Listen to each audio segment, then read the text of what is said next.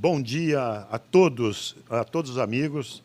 Estamos iniciando mais um projeto do Condeportes, que é o podcast Reciclar Social.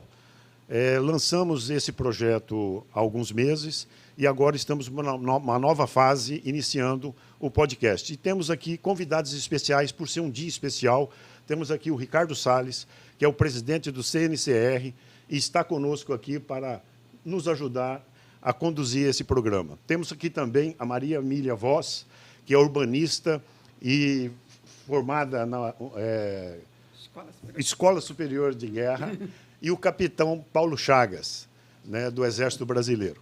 Então, estamos iniciando aqui e eu passo a palavra para o meu amigo Ricardo Salles. Legal, bem-vindos. Acompanhem esse canal, acompanhem o canal do Condeportes, do Reciclar Social, acompanhe o canal, já aproveita, vai lá, curte, aperta lá no sininho, curte o canal do CNCR, curte o canal que você está assistindo e vamos avançar entendendo melhor como é que são essas cidades inteligentes, como é que são essas cidades inteligentes sustentáveis, a segurança, a saúde e a qualidade de vida para a população. É isso aí. Bom, e para darmos início, nós gostaríamos aqui de receber a Maria Emília Voss e que pudesse se apresentar, Maria Emília. Olá, muito prazer. Obrigada a vocês pela oportunidade de estar nesse primeiro canal de vocês, de Ney. Sucesso para você. Muito obrigada. Aliás, a Maria Emília já é um sucesso na internet, no YouTube. Tem um canal com mais de 455 vídeos já publicados. Uma pessoa com bastante conhecimento, arquiteta, urbanista, enfim. Cientista político. Cientista político, que é muito importante nos dias de hoje, sim, com eu conhecimento. Acompanho política desde 1994. Né? E aí foi quando eu entrei para a Escola Superior de Guerra, em 1996. Fiz uma escola com louvor. 8 meses depois, eu estava recebendo a medalha do pacificador por causa das monografias que eu fiz lá, uma monografia militar. Trabalhei em projetos estratégicos para a Amazônia, na parte de aeroportos. Então, eram projetos reservados. Eu tive muito conhecimento da importância geopolítica do Brasil, no contexto da geopolítica mundial, e também da nossa Amazônia, e de vários interesses internacionais e coisas que aconteceram aqui, ainda no governo do Fernando Henrique, que foi o grande precursor, que abriu as portas para a esquerda no país e que deu condições de que acontecesse tudo que a gente viu acontecendo depois, como a reeleição. Ele fez o projeto da reeleição, criou as urnas eletrônicas, que começou no governo do Fernando Henrique Cardoso. E, neste momento, eu estava atuando dentro do governo em projetos reservados. Então, de lá para cá, eu vim acompanhando isso com uma certa distância, só que a gente não tinha muito espaço para falar. Então, se me deixar aqui, eu vou falar muito. Emília, depois conta para a gente como é que funcionou, como é que esse conhecimento trouxe para você uma facilidade ou não de entendimento do cenário atual. Hoje, a nossa pauta aqui é o fazer. Entender como que a gente interage no cenário atual, apesar de toda essa guerra política, o que a gente pode fazer para mudar a realidade da população? Eu acho que é isso que as pessoas estão interessadas. Então, depois, conta para a gente um pouquinho. Vamos ouvir o capitão Paulo Chagas. Né? O capitão Paulo Chagas, ele já fez trabalhos humanitários, né? Serviu o Exército com trabalhos humanitários e foi também oficial do meio ambiente na Amazônia. É isso, Paulo? Isso. Eu servi no Centro de Embarcações do Comando Militar da Amazônia. Lá eu pude ser oficial de meio ambiente. Então, quando a gente fala em meio ambiente, nós queremos, de fato, nos reinventar como sociedade, como planeta em si sustentável, e tudo vai em qualidade de vida, né? É o nosso modo de viver, é o que pensaremos para o futuro e cumprir as metas do protocolo de Kyoto, né? Essa aí, acho que todos os países do mundo querem chegar nesse padrão. E assim, nós como Brasil, como Rio de Janeiro, também temos essa peculiaridade em estar alinhado com essas políticas internacionais e com a política do governo federal. Beleza. Ricardo, quando comentei com os amigos sobre o tema que nós íamos, né, abordar, cidades sustentáveis, aí a pessoa até virou e falou, onde? Onde temos isso? Porque, na verdade, a gente, principalmente no Brasil, nós temos uma dificuldade muito grande nesse quesito, de termos realmente uma cidade sustentável. E para que a gente chegue nisso, existem muitos passos ainda a ser dados, que nós começamos agora. Recentemente foi aprovado no Congresso a lei do saneamento, né, básico, o marco do saneamento, que está dando uma nova visão e uma nova roupagem a essa questão tão séria e tão grave que nós temos, porque eu acho que a sustentabilidade, o primeiro passo dela é o saneamento básico, né? Nós vemos pelas cidades hoje, Rio de Janeiro, por exemplo, muitas localidades e bairros nobres até não têm esgoto. Então, a questão, quando a gente discute sobre sustentabilidade e que envolve saúde, segurança, tudo passa por isso, né? E isso é uma questão política, de vontade política.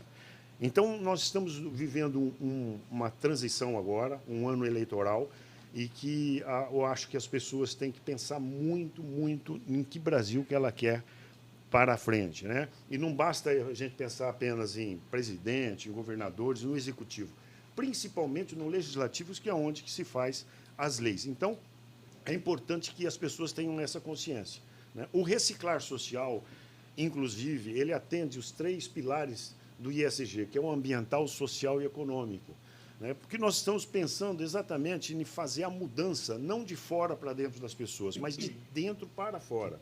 Perfeito. Perfeito. Eu gostei muito dessa parte, fazer a transformação de dentro para fora, Ednei, porque se a sustentabilidade, se a qualidade de vida, se a segurança não começa em você, você não vai transformar o mundo. Você vai transformar o mundo a partir do momento que você começa a transformar a sua realidade. Então, aonde está a nossa responsabilidade quando o óleo da frigideira é derramado no ralo da pia? Aonde está a nossa responsabilidade quando a gente não cuida do ambiente interno? Nós passamos 90% das nossas vidas nos ambientes internos.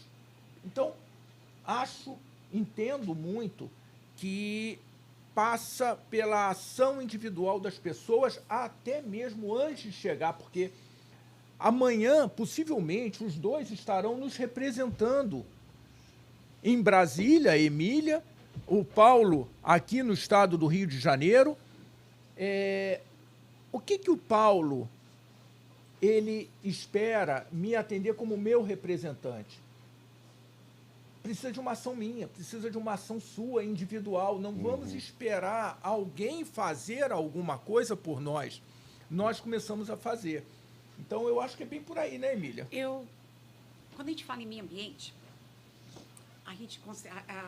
o que fica no inconsciente coletivo é: vamos preservar as árvores, vamos preservar as florestas, vamos preservar as águas.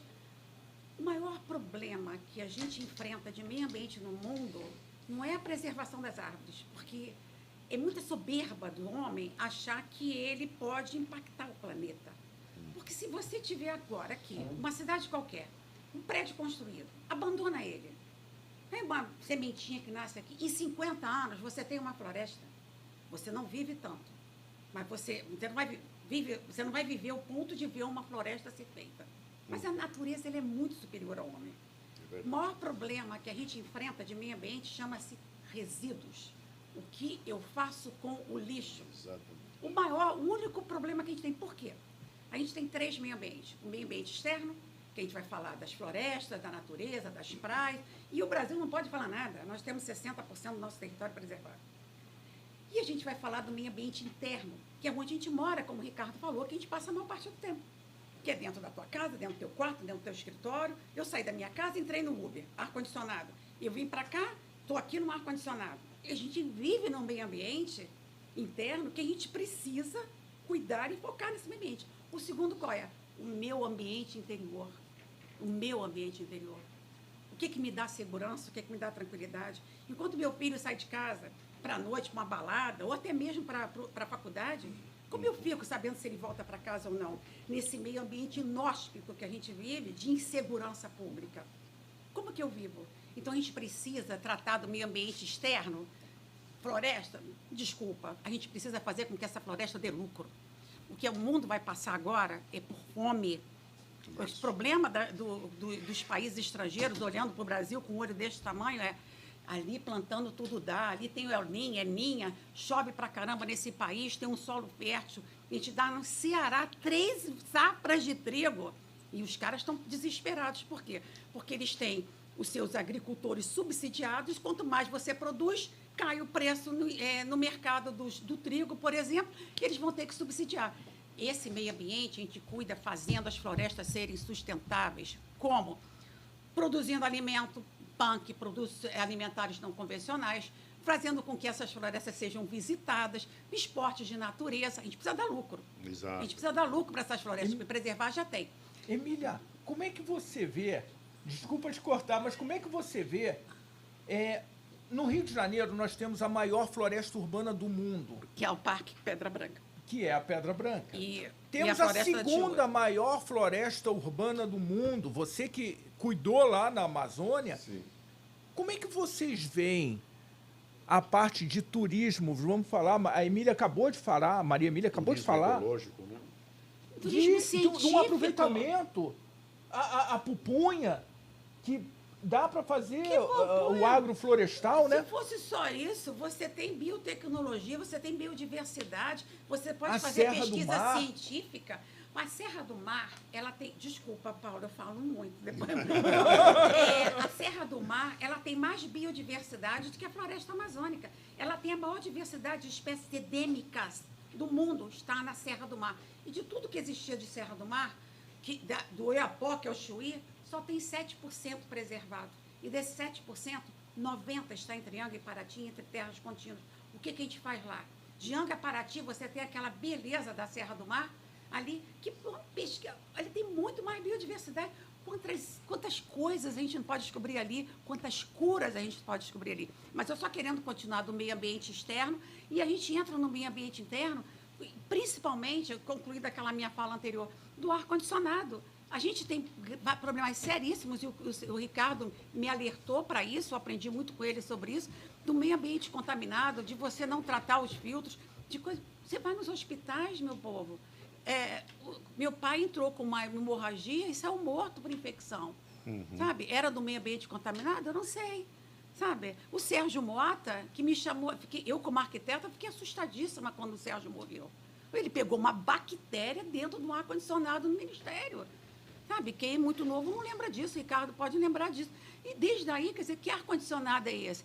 E tem o meio ambiente interno, que a gente precisa das contas pagas, você precisa dar qualidade de vida para o teu filho, você precisa de lazer. Como isso? Gerando emprego, gerando renda, usando até essas florestas, por exemplo, no caso do Rio de Janeiro, usando para gerar emprego, para gerar turismo, porque a gente precisa gerar emprego e renda. Então, a gente precisa usar o nosso Estado para isso, melhorar, usar o meio ambiente externo já preservado, cuidar do nosso ambiente interno enquanto casa e do nosso ambiente interior enquanto pessoa, gerando emprego, gerando renda, gerando qualidade de vida. Desculpa, Paulo, eu vou deixar você falar. E como você disse, o Paulo teve uma experiência muito importante na Amazônia, né, inclusive na questão ambiental. O que você teria para dizer para a gente em relação a isso, Paulo? Bom, eu creio no seguinte, que todas essas nossas falas, esses nossos pensamentos, eles encontram, sim, oportunidades de serem realizados. Mas eu acho que a conscientização de nós, pessoas que somos o meio, né? O meio de fazer com que essas políticas sejam efetivadas, tem que começar em nós. A nossa consciência, a nossa educação, a começar dentro da nossa casa, né? Como o colega falou, até chegar nesse meio exterior. Se eu não aprender isso, se eu não tiver esse conhecimento, de nada vai ser válido. Nós vamos continuar vivendo da forma que vivemos. Se nós não pararmos, colocarmos um ponto final no modelo de vida que é ensinado até nas nossas escolas. Eu acho que, quando se fala em sustentabilidade, em meio ambiente, ele tem que ser até uma matéria, porque é um novo modelo de se viver. E nós vemos aí, mundo afora, países soberanos já nessa tendência. E nós, né, estamos, por demais, atrasados nesse tipo de desenvolvimento. Então, eu acho que nós precisamos começar a mudar a nossa mentalidade a partir da educação. Isso tem que ser ensinado na escola. Quando nós falamos do meio interno, ele também tem que ser propagado, seja no próprio resíduo de óleo, seja no papel, seja no saco plástico. Como eu vou conceber uma política de desenvolvimento sustentável se dentro da minha casa, se dentro da minha cabeça eu não tenho isso? Então, que nós precisamos, realmente, são de mestres, de professores, de pessoas, como vocês, capacitadas para nos ensinar esse tipo de política, para nos trazer essa educação.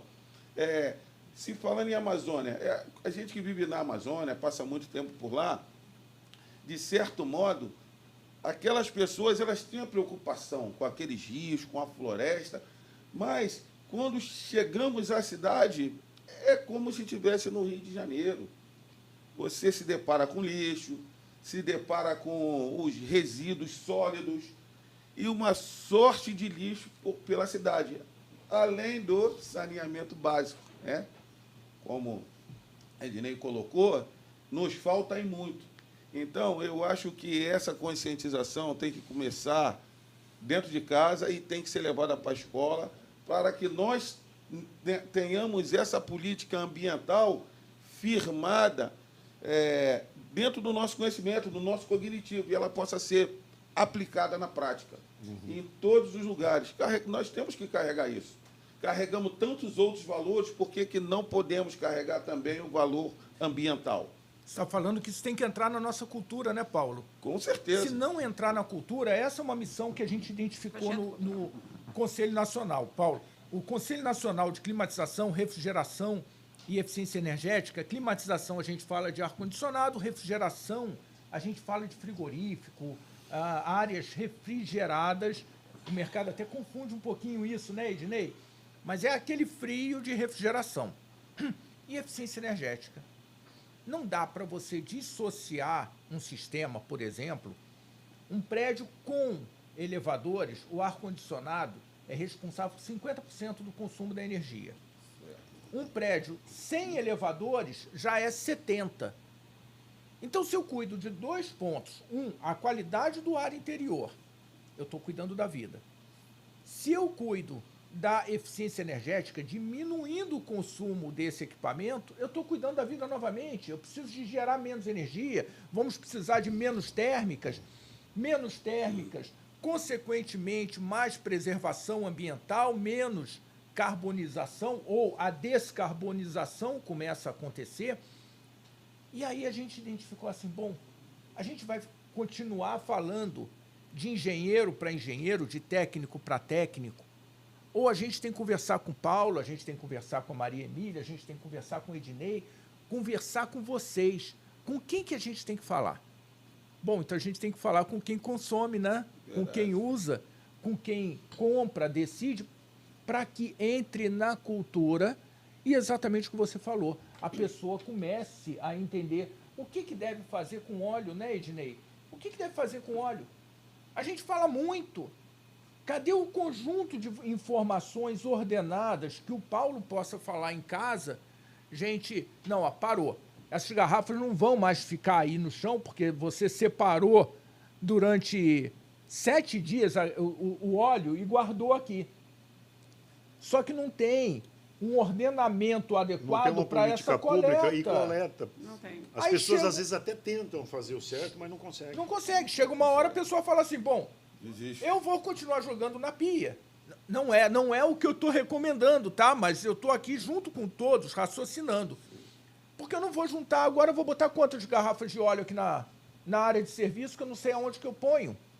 E dentro disso aí, Ricardo, e o programa Reciclagem Social foi daí que surgiu, dessas necessidades, porque o Condeportes, nós desenvolvemos e implantamos uma usina de biodiesel a partir do óleo vegetal, e é uma matéria-prima que a gente precisava muito. E como o óleo ele é da cadeia alimentar, né, para fazer o biodiesel, e que no Brasil, inclusive, é uma coisa estranha, que nós temos outras culturas que poderiam estar fazendo a matriz energética para o biodiesel, como, por exemplo, o pinhão manso, né, que o Embrapa está discutindo, desenvolvendo, porém até agora não foi implantado. Pinhão Manso, para vocês terem uma ideia, é uma planta perene, ela fica 50 anos produzindo.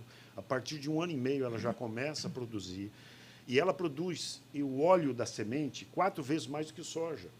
E não é da cadeia alimentar, ou seja, nós não fazemos a concorrência, nós conseguiríamos baixar o custo. Porque a soja é da alimentação. Da cadeia, né? E aí o produtor, ele vai na hora de vender. Nós tivemos uma experiência do governo há tempos atrás, quando iniciou a ideia da implantação de biodiesel, acho que foi em Goiás, me parece, que fez um consórcio com vários pequenos produtores e plantaram a soja para alimentar essa usina de biodiesel. Só que quando chegou na hora de fornecer essa matéria-prima para a usina, o mercado de combustível estava muito melhor. Então, a pessoa optou por entregar lá, quer dizer, quebrou a usina. Essa competição sempre vai acontecer. Vai acontecer. E não sendo da cadeia alimentar, facilita.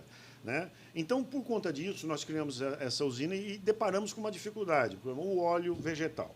Então, e nós percebemos o seguinte, fala muito, às vezes, que os vilões ambientais são as indústrias, e não é verdade. Óbvio que tem indústrias que poluem, mas elas são fiscalizadas, elas têm uma responsabilidade até para conseguir o licenciamento.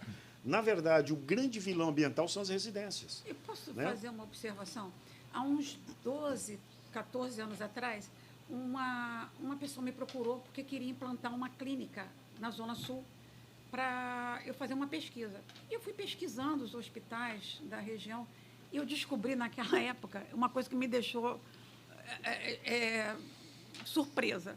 70%, naquela época, não sei se ainda se mantém, 70% dos casos de emergência, eles eram advindos de pessoas com doenças de meio ambiente contaminado. Exato. Então, isso significa que o que sobrecarrega as emergências é um meio ambiente contaminado.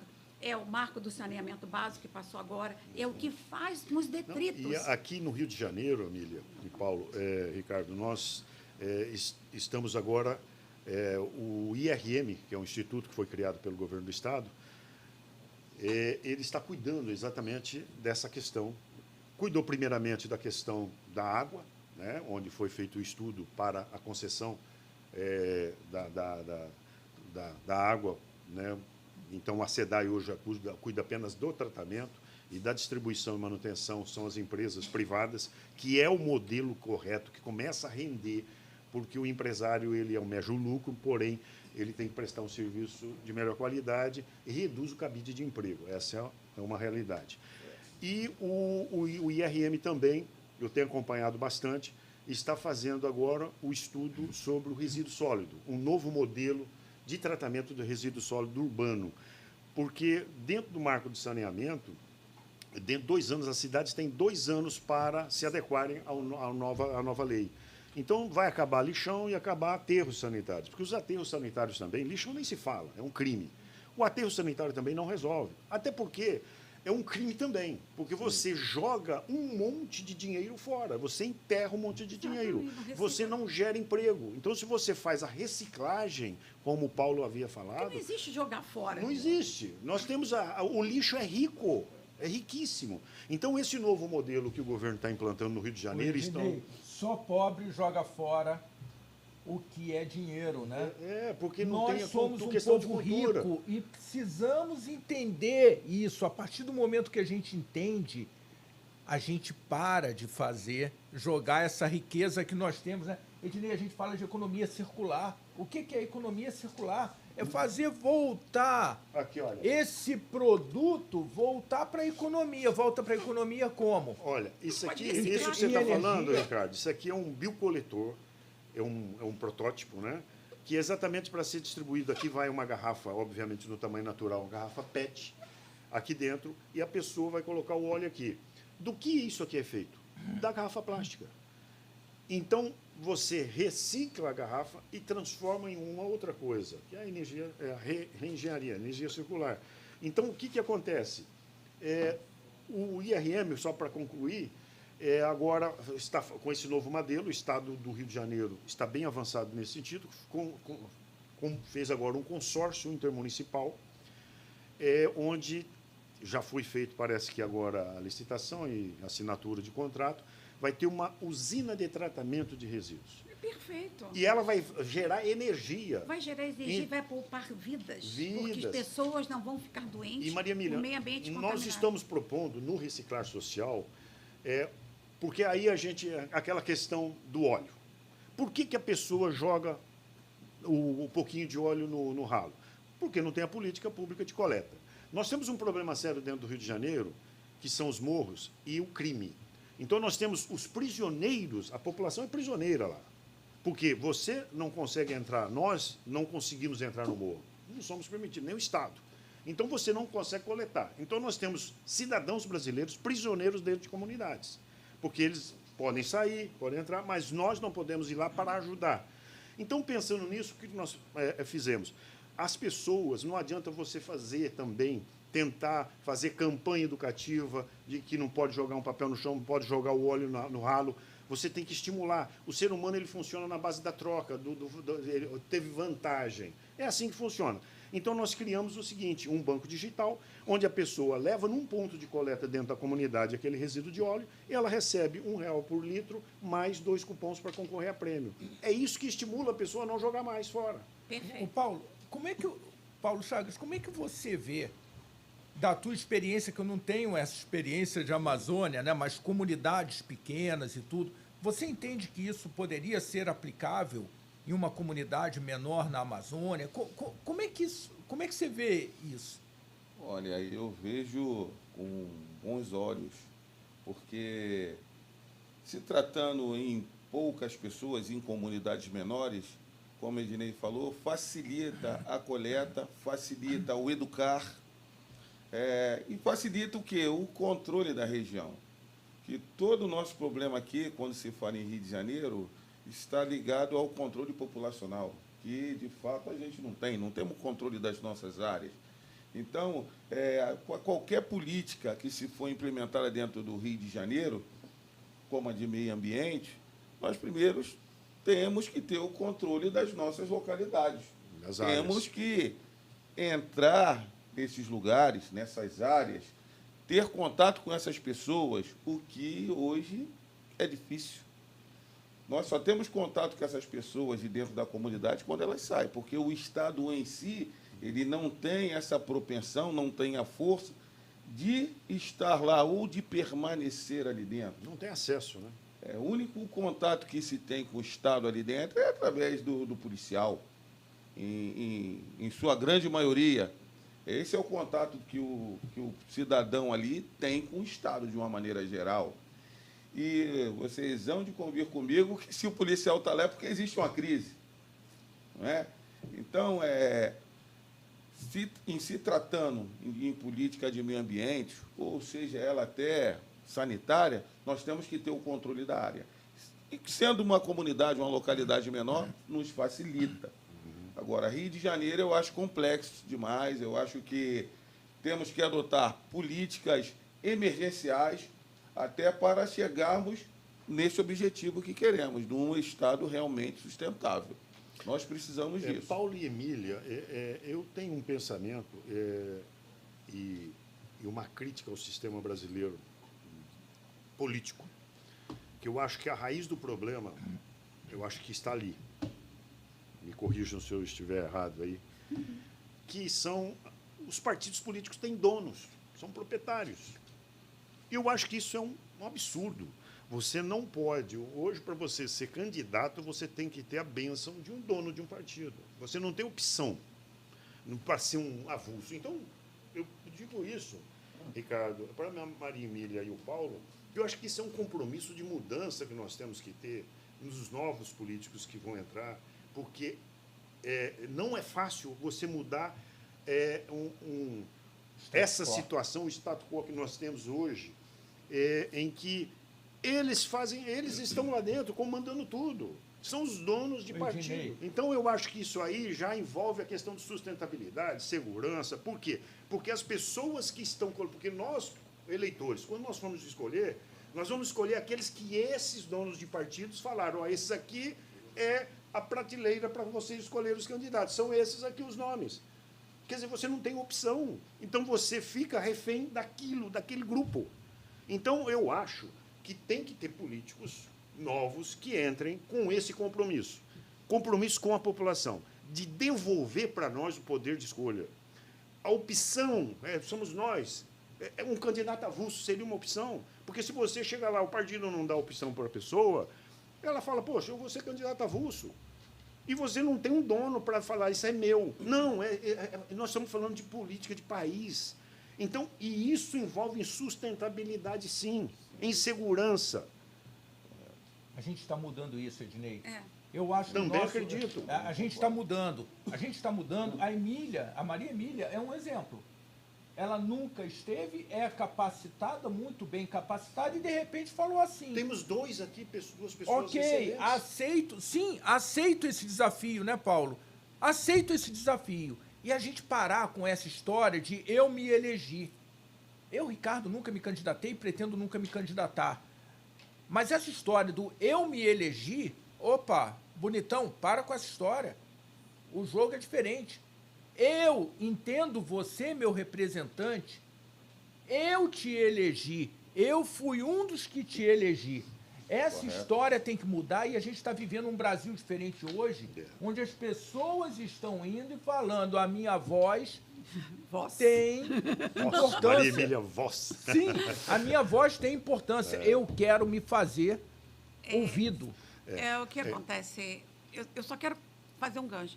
A gente consegue, sim, entrar em áreas, mesmo em comunidades, com projetos culturais. A gente precisa reeducar as pessoas pelo exemplo, através de novelas, filmes, usar redes, Netflix, e fazer projetos em que seja exemplo, em que levantar para uma senhora no metrô e mostrar as pessoas reciclando o lixo.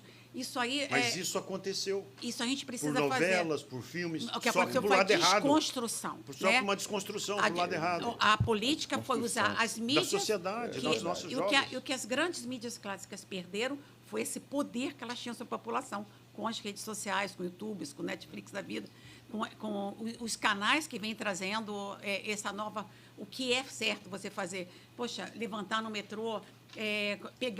ver numa cena a mulher colocando óleo para reciclar educa muito mais do que você ficar ali num bairro ensinando. Olha, é isso que faz, é isso que faz. Não, isso não. Agora, eu peguei esse gancho, só queria terminar, mas quanto a isso, o que acontece, Ednei, quando você falou muito bem, todo o poder emana do povo, tanto que na esplanada dos ministérios está ali a Câmara e o Senado, de um lado o Judiciário, do outro lado o Executivo.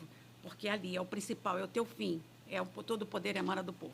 Então, a gente tem que ver o representante, que é na Assembleia Legislativa ou na Câmara Federal, como seu procurador. O voto é uma procuração que você está dando para uma pessoa representar. Então, não pode ser um puxador de voto. Você não pode votar numa pessoa porque ela é o amigo do bairro. O amigo do bairro, ou assim, é um artista legal. Sabe, eu não quero falar, por exemplo, a gente fala, votar em palhaço. O cara pode ser um excelente artista, mas qual é a expertise dele para fazer aquilo que um deputado precisa fazer? O que o deputado faz? É muito assim, você chega em algumas salas e fala, qual é a tua pauta? Eu não tenho pauta. Eu tenho minha experiência de vida. Porque o que um deputado faz, você sabe, um deputado fiscaliza e legisla. Então, se é no conceito federal, o que é bom para o seu Estado, ajudar o seu Estado em bem do país, em prol do país. E nós estamos num Estado muito importante, que é o Rio de Janeiro. Então, você defender os interesses da nação enquanto representante do seu Estado. Olha, essa coisa do pré-sal, o marco de saneamento, mas tem coisas muito importantes que a gente precisa pautar lá, que vai atingir a Amazônia, por exemplo, como a parte de uma CPI das ONGs, que eu conheço e você deve saber isso muito bem, uma CPI das ONGs que eu acho que nem se pega muito pesado, porque você pode entrar numa crise de relações internacionais, né? Porque vai criar um problema. Porque são eles que estão Porque lá. são eles, Emília, entendeu? ou deve se pegar pesado, Paulo? Não, sabe por quê? Porque você tem pautas comerciais. Então, você tem que fazer como o Mourão fez, você põe uma cerquinha ali, aqui não, meu irmão, aqui não, aqui agora a brincadeira é diferente, agora esse país tem cerca. né? Então, isso que está incomodando o mercado internacional. Então, Aí vão dizer isso que já estão não é matando as pegar nossas pesado? girafas, estão não, fazendo incêndio na floresta. mas aí, o que você falou? Os partidos. O que acontece com os partidos? Por que isso vai ser muito difícil a gente conseguir nessa próxima legislatura? Porque ainda vão eleger as pessoas que são os escolhidos pelos partidos. Isso. O que a gente pode fazer, É uma mudança. o que você que está aí nas redes sociais nos ouvindo, o que você pode fazer é procurar se informar sobre cada candidato. Porque não é só aquele que o partido quer que você vote. Porque em alguns partidos, não estou falando do meu, mas estou falando de uma forma geral, eles vão querer eleger pessoas que são puxadores de voto por causa do coeficiente eleitoral, entrar um ou outro que não tem relevância, mas porque essas pessoas são manipuláveis. Essas pessoas vão fazer aquilo que um ou outro quer que faça e não pautar os interesses. Então, como é que vai passar? Como é que eu vou mudar isso? Como é que eu não posso botar candidatura independente? Porque aqueles candidatos que estão lá, que foram eleitos pelos partidos, vão votar contra. Vou votar contra. Você precisa criar uma aliança, um partido novo, ter outros partidos que não sejam comprometidos com isso. Existem partidos atualmente Tem, que partidos estão bons. fazendo mudanças em seus estatutos Sim.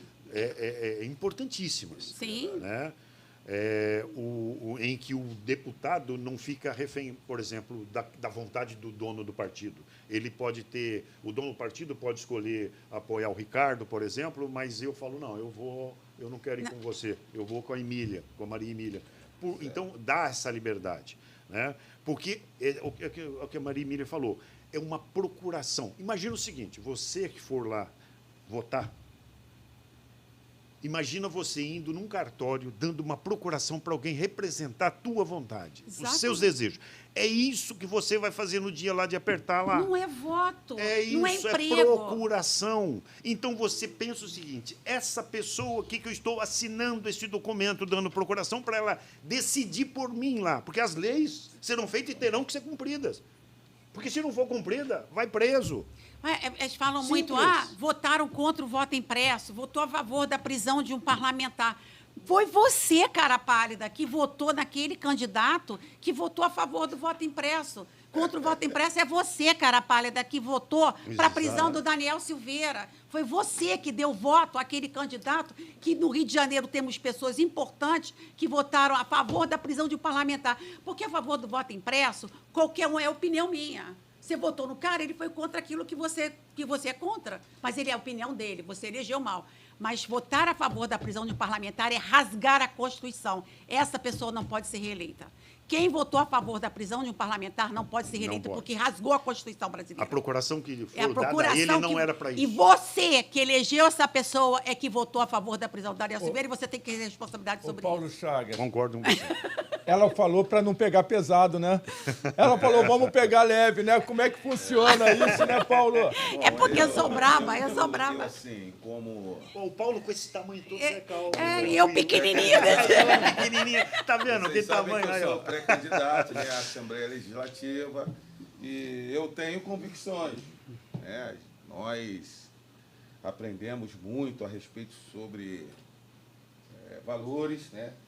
Hoje em dia eles estão um tanto deturpados, mas eu tenho comigo o seguinte, que o político ele é feito para servir o bem comum. É um funcionário público. Exatamente. Eu acho que ele está aquém do funcionário público. Ele é aquele servidor mesmo padrão. É aquele que vai zelar pela vida do cidadão.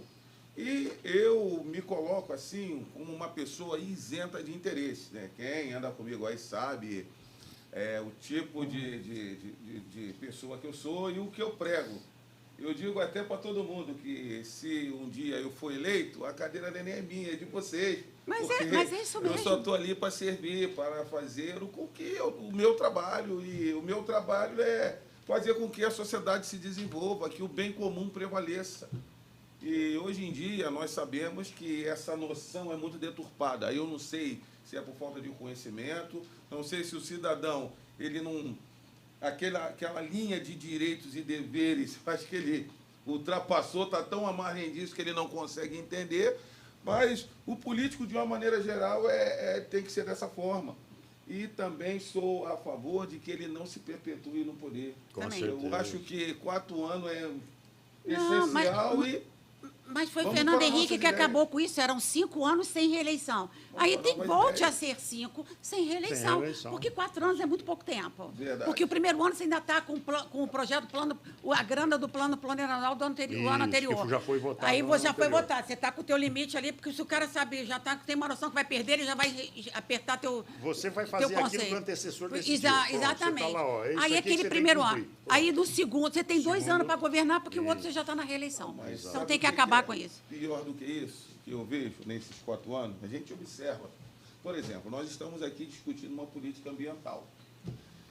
E a tendência dela, daqui a 2 anos, é ser uma política de governo.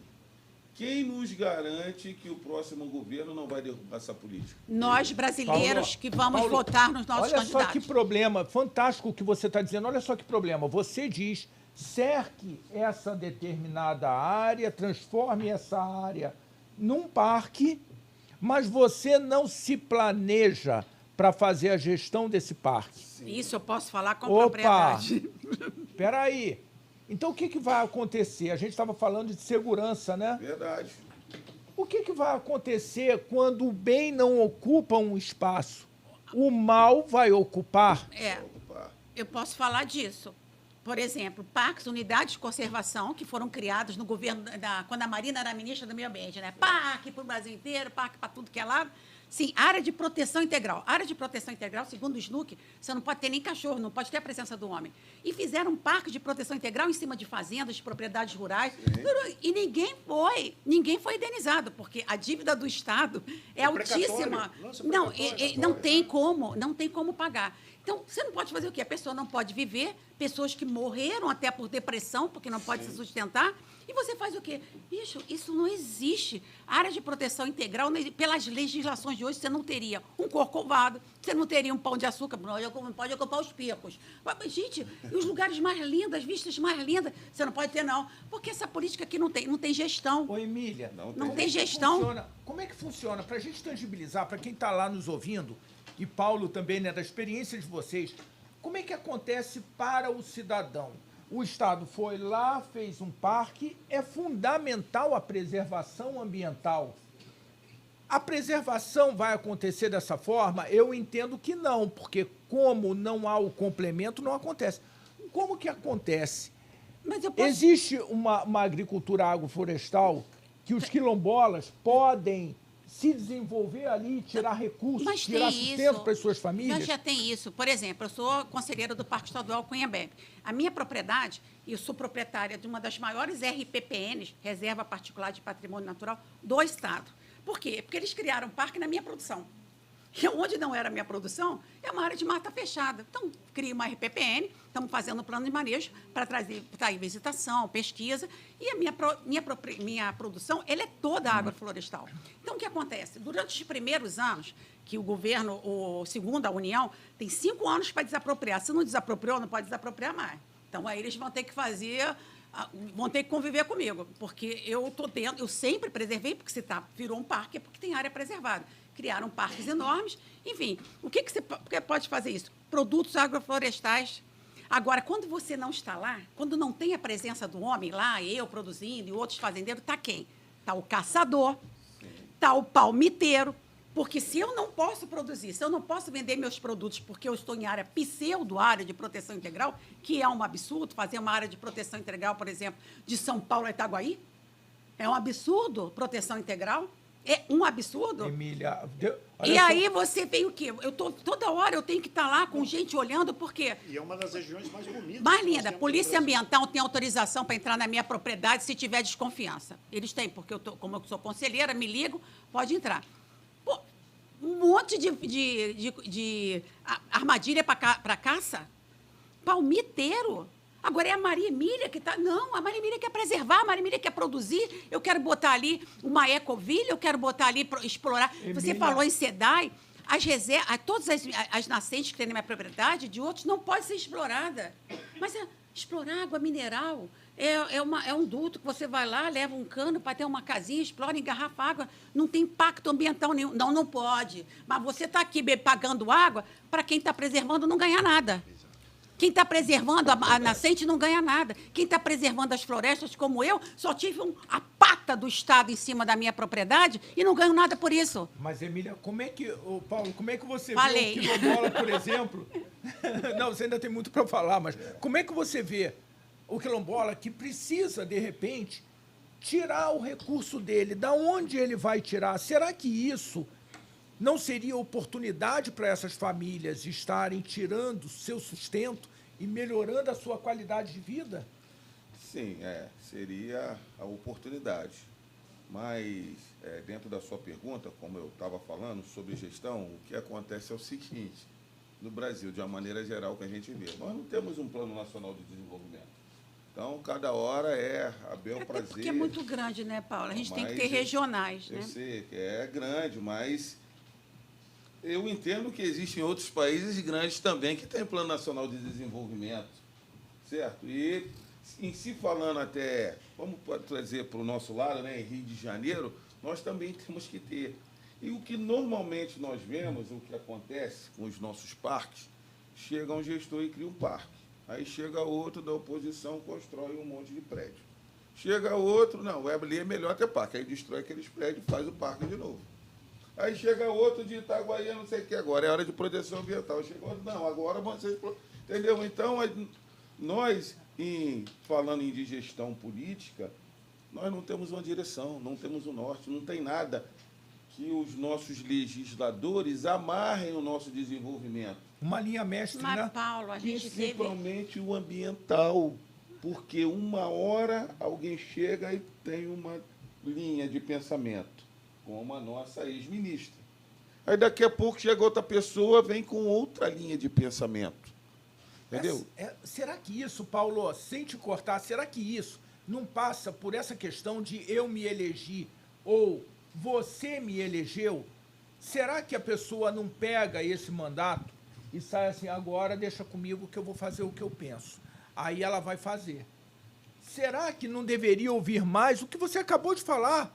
O meu gabinete, em me elegendo, é dos meus eleitores. Eu acho que foi mais ou menos isso que você falou, né? Eu quero ouvir, eu quero continuar ouvindo e caminhando com as melhores soluções. Estou fazendo uma tradução aqui do que eu entendi. Fazendo a melhor tradução do que eu ouvi e implementando as políticas, implementando, sugerindo projetos de lei, colaborando em comissões. Ô, Ricardo, dentro disso aí, Paulo, só me permite, é um distanciamento do político. São dois momentos que o político vive no Brasil. Um é na campanha e o outro é depois. Ele se distancia novamente daqueles que o deu a procuração.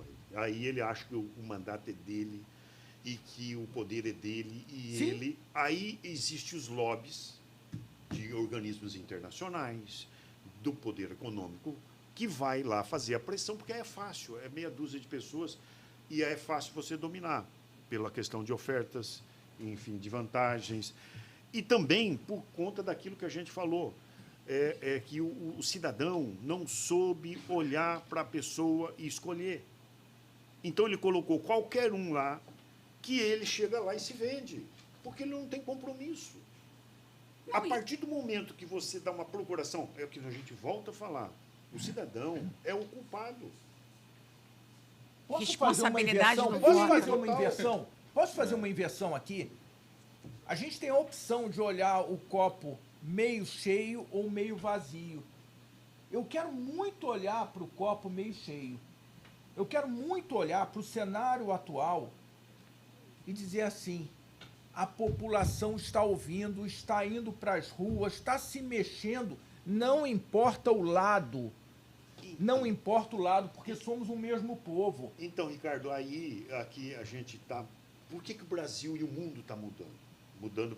Eu acho que o mundo está mudando para melhor. Nós estamos num momento de convulsão generalizada. Né? Nós temos a Europa em crise, foi lançado um bichinho para desestabilizar, enfim, não vamos entrar nesse tema.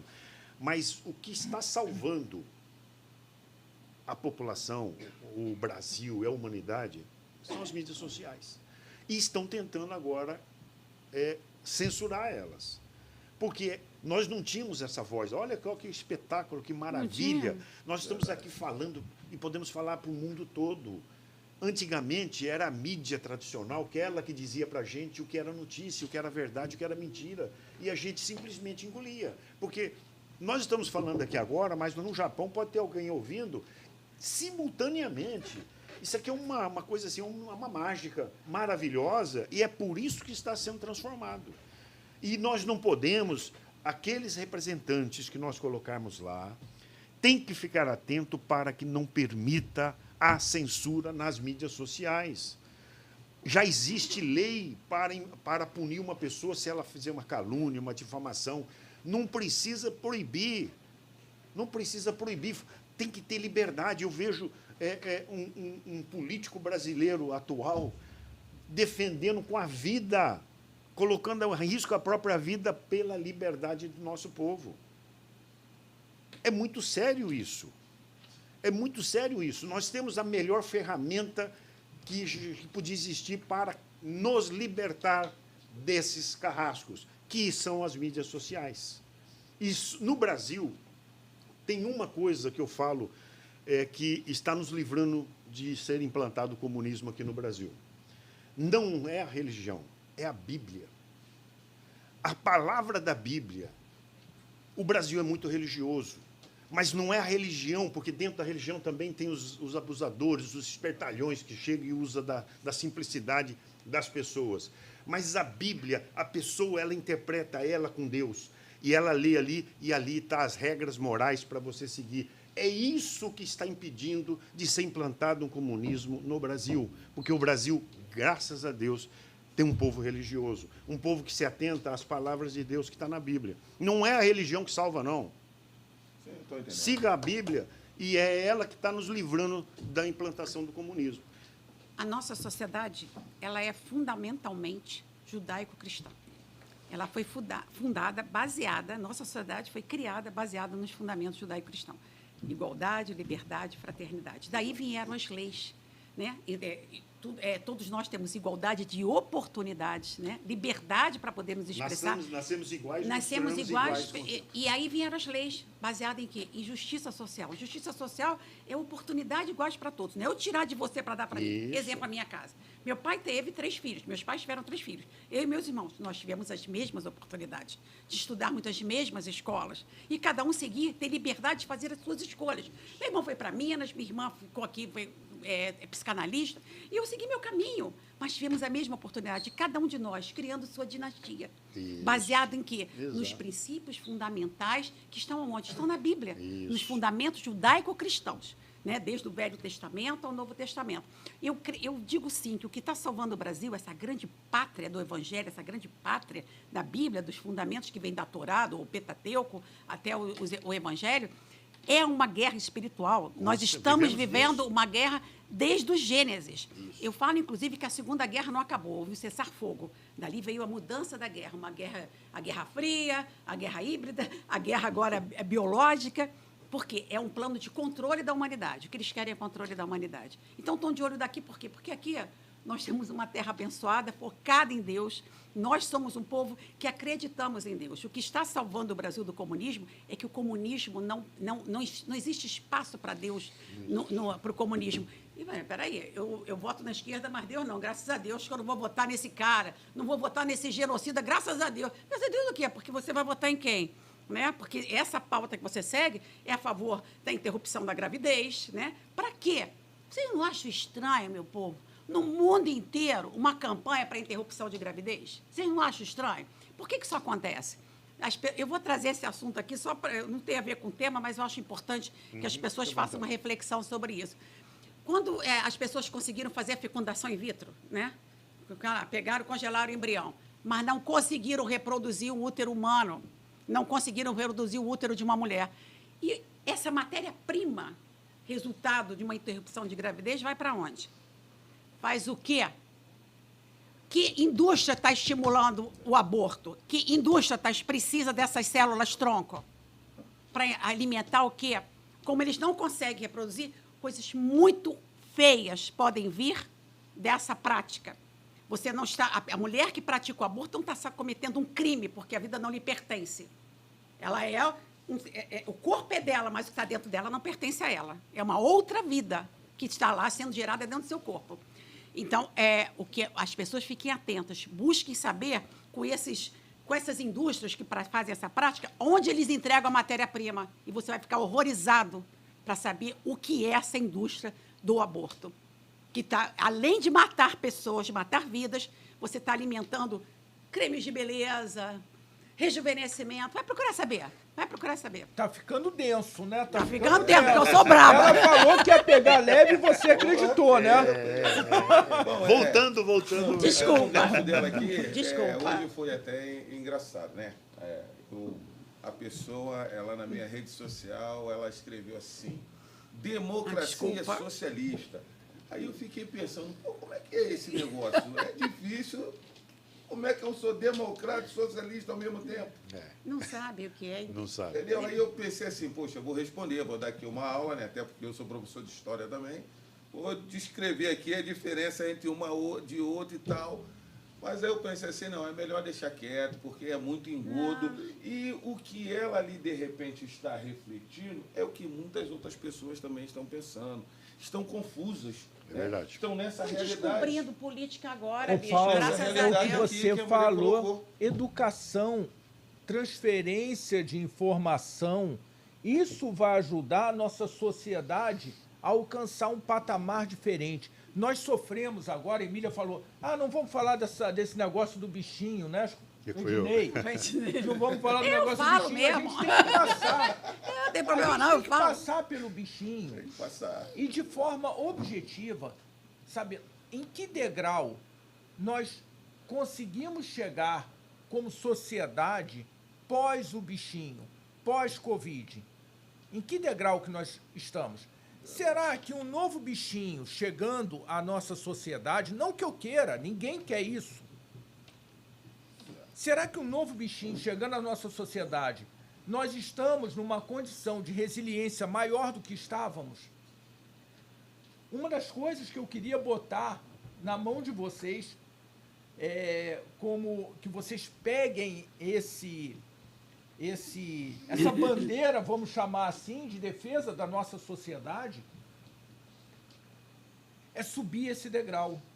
Subir esse degrau. A gente sabe, e está mais do que provado, que doenças infecto-contagiosas que são vírus, bactérias, fungos, que são aerotransportáveis, a gente sabe, o bichinho, ele não vem e só se deposita.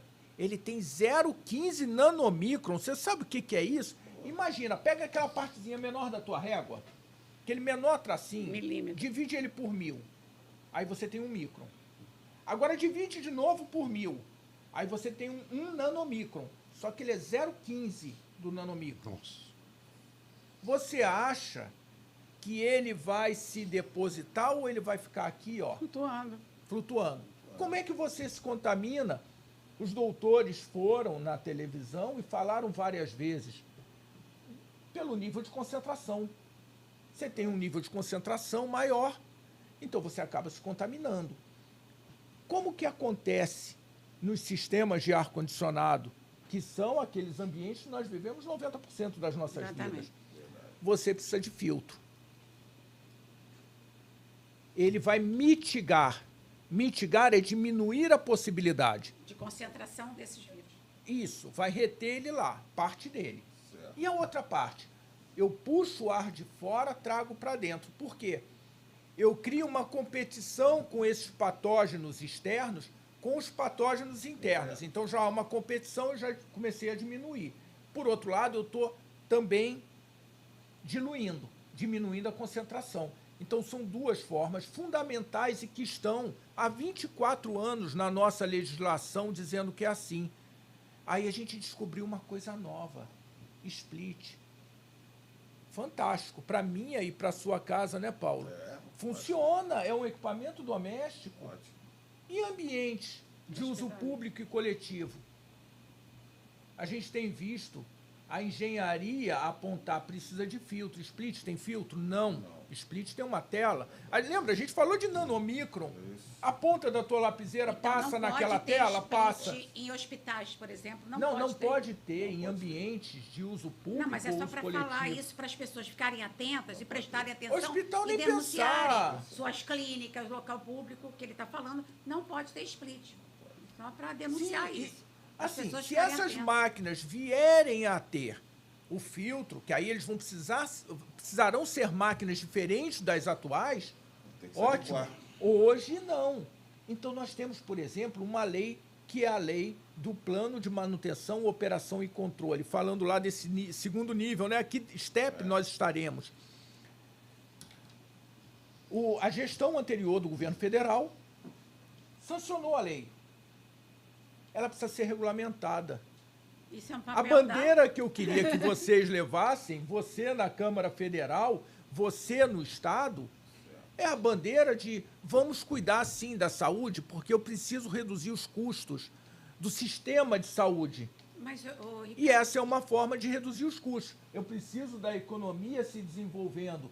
Vamos diminuir a quantidade de pessoas que ficam em casa doentes e botar elas como força de trabalho. o problema da saúde pública é um problema de engenharia, de projetos, não só no tratamento de resíduos, como também do ar-condicionado.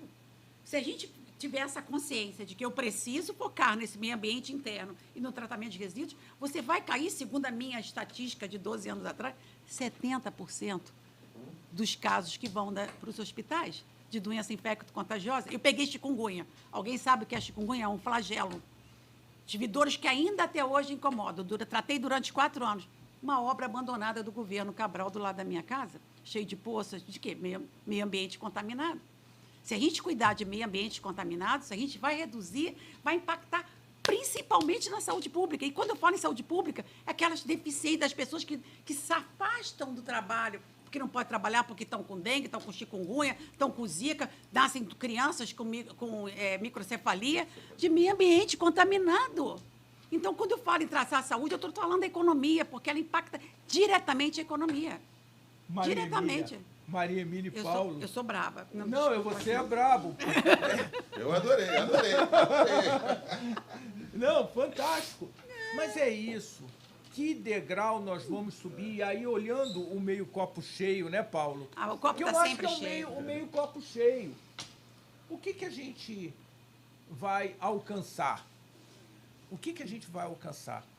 Como é que você espera que a gente saia de toda essa crise? Como é que você espera que a gente veja? A gente fala de geração de gás, né, Ednei? O problema que está acontecendo ali na Europa também, né? Nos aterros sanitários, vamos gerar gás perfeito, extraordinário. Espera aí, a gente não pode gerar muito mais gás? Você falou do RSU, você falou, Paulo, do resíduo sólido urbano. Sim. Metade desse resíduo sólido urbano é orgânico. Essa é a média nacional. Cada cidadão gera 1 quilo de lixo por dia, de resíduo sólido urbano. Metade é orgânico. Puxa vida, essa metade tem o reciclável e o inservível.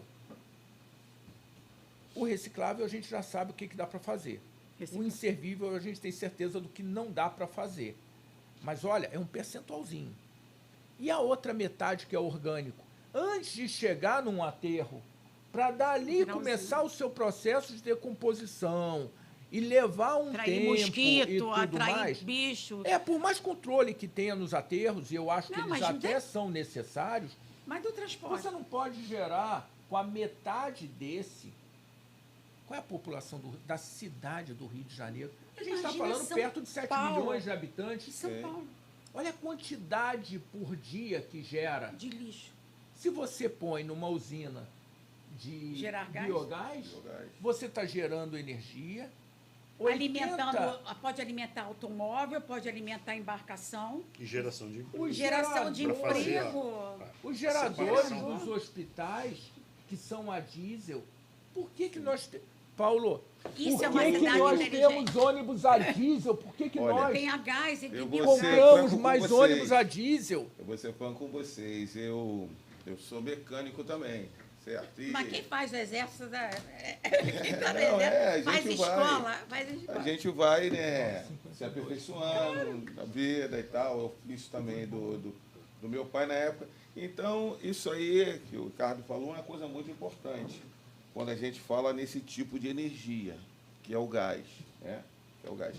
Eu lembro que quando começaram os primeiros carros a serem convertidos a gás, nós pagávamos R$1 um metro cúbico do gás. Não sei se vocês viveram, acompanharam isso. Eu lembro quando tinha gente que botava bujão de gás adaptado. R$1. É loucura, isso não Era pode, não loucura. pode. Hoje não nós pode. pagamos esse mesmo metro cúbico ao preço que está o álcool. Então me diga, qual o interesse que eu tenho? Tudo bem que tem lá o fator fiscal, que me isenta no IPVA de 70%, mas que vantagem que eu tenho de colocar um kit de gás no meu carro de R$6.000 para pagar o mesmo preço que está o álcool? E tem que reabastecer, parar toda hora para reabastecer e ainda perde rendimento. É Vocês que ele entenderam? acaba, Não, mas Paulo. o que eu quero chegar, onde eu quero chegar é o seguinte: essa indústria do gás, ela estava tendo um advento no Rio de Janeiro. Se nós pegarmos 10 carros, 9 são a gás no Rio de Janeiro, certo? Então, quando a gente pega um gancho aí com esse gás metano, com esse inservível, nós alimentamos uma cadeia de trabalho com isso. Seja em convertedor, seja em reteste, seja em empresas subsidiadas, a geração de emprego Gerar emprego e renda. Geração de emprego é muito ocupa grande. com o bem. E hoje, nós, como eu digo, nós, gestores, né? E nós também estamos querendo fazer parte desse processo, estamos destruindo isso no Rio de Janeiro. Infelizmente.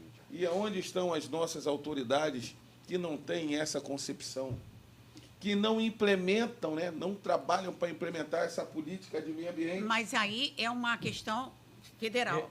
Né? Emília e Paulo, eu estou feliz da vida, Ednei, obrigado pela oportunidade, eu estou muito feliz com essa conversa que a gente tem aqui, porque eu acho que é uma conversa construtiva. Mais do que tudo, é uma conversa construtiva. A gente está falando de propostas, de projetos objetivos e tangíveis que podem ser executados, né, Paulo? Experiências que você viveu lá na Amazônia e pode trazer para cá algumas experiências e dizer, gente, Floresta da Tijuca, vamos parar de asfaltar a floresta. Sim, a gente com vai certeza. para a televisão e fala de meio ambiente, a gente fala de preservação e asfalta uma comunidade na favela, vamos dar dignidade para essas pessoas, possivelmente buscando Não, e criando- espaços diferentes, melhores para eles. Eu sei que muitos estão há gerações ali dentro daquelas comunidades, mas gerar condição diferente para eles, condições E o melhores. desmoronamento, né? E Você não vê o que está acontecendo com asfaltar a floresta. Você vê com a Niemeyer, né? Condomínios ali na Niemeyer, a comunidade cresceu e antigamente os barracos eram de zinco, né? Hoje em dia não, você constrói com prédio são de lá de prédio. 3 andares, comunidades ali fazendo Maria peso Emília. e trazendo... e assim, Maria Emília, Ambiental. eu queria saber se vocês topam voltar aqui para a gente continuar esse bate-papo, porque eu acho que é muito importante a gente fazer esse tipo de conversa para quem está lá nos ouvindo. Não, Para verdade. quem está nos ouvindo. Vocês topam voltar aqui, a gente novamente continuar esse Com papo, certeza. bater mais. Até eu estender. queria por conta do tempo, né? E dizer que eu estou muito feliz por esse primeiro programa e por convidados tão especiais assim e por ter o meu parceiro Ricardo ajudando, o braço direito e esquerdo aqui do programa Reciclar. E é um primeiro passo de uma grande jornada, eu tenho certeza Amém. que vamos ter, né, gerar grandes frutos. Esse assunto, você vê, é muito gostoso de debater com pessoas, né, realmente conscientes. E eu queria já estender o convite aqui para uma próxima oportunidade, a gente né, continuar nesse assunto. Infelizmente, o tempo nosso, né, já está se encerrando. Eu queria só para o encerramento ouvir inicialmente a Maria Emília e depois o Paulo, para que a gente fizesse Obrigada. a Desculpa se eu finalização. falei muito, mas eu sou mulher, eu falo demais. E é um assunto que realmente me empolga. Eu gosto de falar de política, eu gosto de falar de meio ambiente. Eu sou arquiteta urbanista Então, eu vejo isso com outros olhos já há algum tempo. Eu quero agradecer muito a você, Ednei, Ricardo, ao Paulo, que eu conheci agora. Prazer enorme de conhecer. E eu estou aqui à disposição. Eu tenho um canal, Vosso Brasil, VOSS Brasil. Vocês podem me seguir lá. Depois o Ednei, o Ricardo coloca meu link aqui na rede social. O link. E aí me acompanhe lá. Eu sou pré-candidata a deputada federal. E eu estou à disposição de vocês também. Qualquer pergunta, qualquer coisa aqui, eu estou à disposição. É só me consultar que eu quero colaborar com o meu Estado, com a minha sociedade, com o meu país. Estou à disposição. Muito obrigada por essa oportunidade. Obrigada. Bom, também queria agradecer ao Ednei, o Ricardo, né, a oportunidade de estar aqui no programa. E eu me senti também bastante feliz de estar aqui com vocês. Esse é um tema que realmente mexe com o coração da gente. Eu acredito que com o da população também, porque todos nós queremos viver num país, num estado com qualidade de vida. Verdade. E com saúde. E como a Maria Emília disse ali, nada melhor que um meio ambiente sadio para que nós tenhamos uma vida sadia. E diminua também essa incidência hospitalar, principalmente nos nossos idosos, né, que são mais vulneráveis. Então, nós temos essa consciência e, mais uma vez, eu digo que ficamos muito felizes de estar aqui e estamos aí abertos para a próxima. Ele também é candidato a deputado estadual? Sou pré-candidato a deputado estadual pelo Rio de Janeiro. E estamos aí também abertos para ouvir sugestões de todos, né, principalmente. E, de antemão, já digo, se amanhã eu estiver nessa cadeira, a cadeira é de vocês. Podem ficar à vontade e nos procurar. E o voto é uma procuração. Pense bem a quem vocês estão dando essa procuração. Ricardo, meu amigo, fala aí. Ednei, eu gostaria de oficializar o convite para o Condeportes fazer parte do CNCR. O Conselho, ele reúne entidades relacionadas direta ou indiretamente, porque acaba que todos somos consumidores de sistemas de ar-condicionado, de refrigeração, quando você come a picanha, o patinho, o lagarto, você come um produto refrigerado. As hortaliças são refrigeradas da mesma forma para chegarem fresquinhas à sua mesa. Então, é muito importante a sua participação como Conselho Nacional. Será um prazer muito grande. Estar conosco no CNCR. Estaremos com certeza. Agradeço demais e digo, Paulo, consulta o CNCR. Emília, estamos à sua inteira disposição. Obrigada. A você, CNCR Brasil, entra lá, curte, venha ouvir um pouquinho mais, consulte tudo e nós teremos o maior prazer em responder. Obrigado, Ricardo.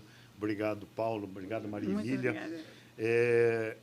Nós sairemos daqui agora e vamos para um evento aqui no 13º andar, onde nós receberemos o general Pazuello, né, o Celso Matos, presidente do Sindirepa, vice-presidente do Fijan, que nos honra com a presença. O Ricardo vai acompanhar, o Paulo, a Maria Emília. O Sérgio Viana, que é representante da FETranscarga, enfim, e o nosso trabalho continua. Voltaremos em breve com mais um programa e agradeço a todos e entre nas nossas mídias sociais, entre na mídia dos nossos convidados. Só uma coisinha que eu esqueci, Ednei, visite na Firjan, aqui na Graça Aranha, o Clima Brasil, que está acontecendo agora. Visite, entre aí nos sites, saibam, conheçam mais. E eu quero já aproveitar aqui, já dizer, Celso, logo, logo aqui sentado conosco para que a gente faça uma live bacana aqui.